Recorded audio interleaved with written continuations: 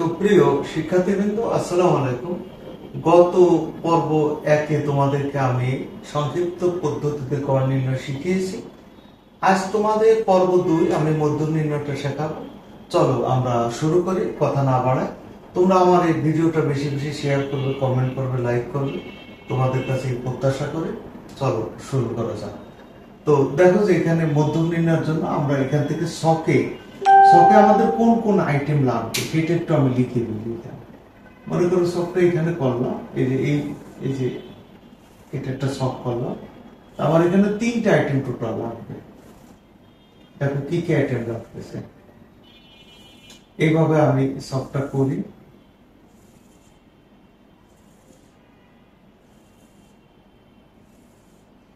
তো এটা হচ্ছে আমার শ্রেণী ব্যক্তি, সেই শ্রেণী ব্যক্তির আইটেমটা লাগবে।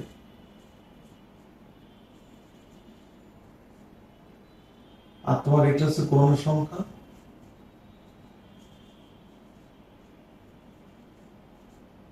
এটা হচ্ছে ক্রম যোজিত গণসংখ্যা,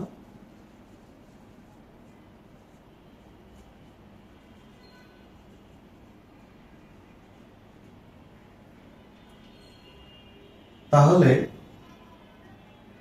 এখানে আছে আমার এটা আছে 45 থেকে 49, 50 থেকে 54, 55 থেকে 59, আমার 60 থেকে কত হচ্ছে, 60 থেকে হচ্ছে 64, তারপর 65 থেকে হচ্ছে 69, আর 70 থেকে 74। এই হচ্ছে বিষয়। আর গণসংখ্যা as it is আছে, এখানে 4, এটা 8, এটা 10, এটা 20, এটা 12, এটা 6। তো এটা ক্রমযোগ গণসংখ্যা, এখানে 4 হবে, 8 আর 4 কত হবে, 12 হবে, 12 10 কত হবে, 22 হবে, 22 আর 10 কত হবে, 42 হবে, 42 আর 12 কত হবে, 54 হবে, 54 আর 6 কত হবে, 60 হবে। তো n এর মান যা হচ্ছে, n এর মান কিন্তু আমার 60 আর এখানে 60, তার মানে এটা মিলে গেল, এটা তাহলে ওকে আছে, আমার কোনো ঝামেলা নেই। এখন আমরা মধ্যক নির্ণয় করবো। দেখো মধ্যকটা কিভাবে নির্ণয় করবো। তো এখন মধ্যক নির্ণয় করার সময় তোমাকে আসলে মধ্যক শ্রেণীটাকে আগে বের করতে হবে। তো সেটা না করে মধ্যক নির্ণয় করাটা ঠিক হবে না। তো আমরা তো দেখো যে এখানে আমরা এইভাবে লিখতে পারি। এখানে n/2 সমান সমান 60/2 সমান সমান 30তম পদের মান হবে, 30তম পদের মান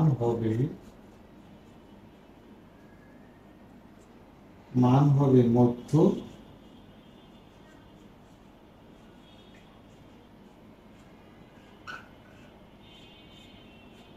যা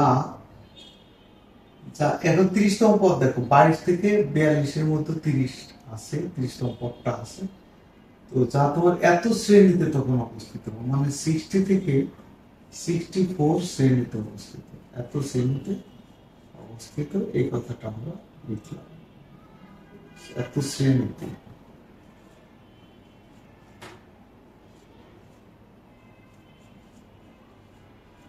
এত শ্রেণীতে অবস্থিত, এটা লিখলাম।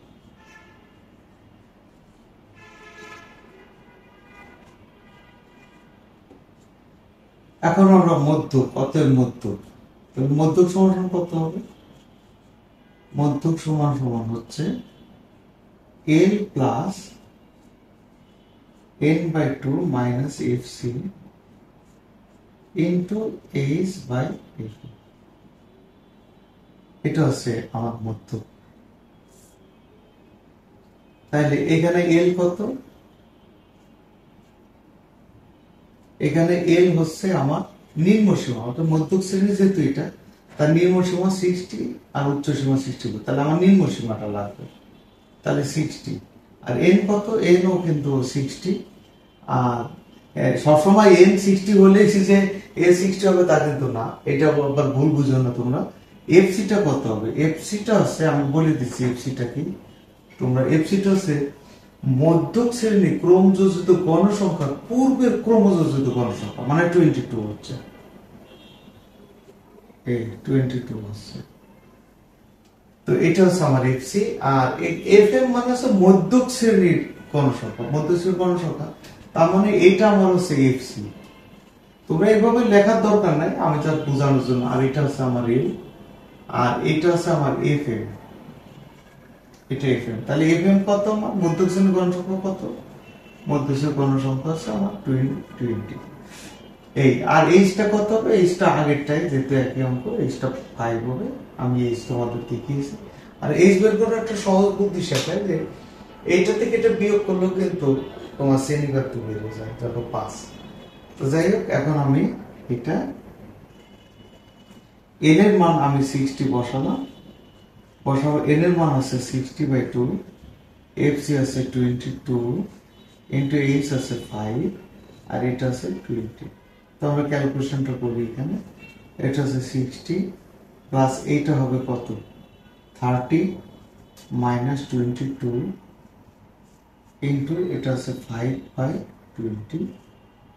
তো তোমার এটা আছে 60 প্লাস এইটা আছে 8 ইন্টু এটা আছে 5/20। তো তোমার কত আছে, এটা আছে 60, এটা আছে 40, আর এটা আছে 20। তো তোমার এটা 60, এটা আছে 2 হবে, ভাগ করলে 2 হবে। তোমরা এরকম লাইন টু লাইন কাইন্ডলি করো, ক্যালকুলেটর দিয়ে করো, কিন্তু লাইন টু লাইন করবে। একবারে ক্যালকুলেটর বসায় সাইন্টিফিক করা ঠিক হবে না। তাহলে আমার মধ্যক 62 হইল। আশা করি তোমরা বুঝতে পেরেছো। আজ এই পর্যন্তই। আসসালামু আলাইকুম ওয়া রাহমাতুল্লাহি ওয়া বারাকাতুহু।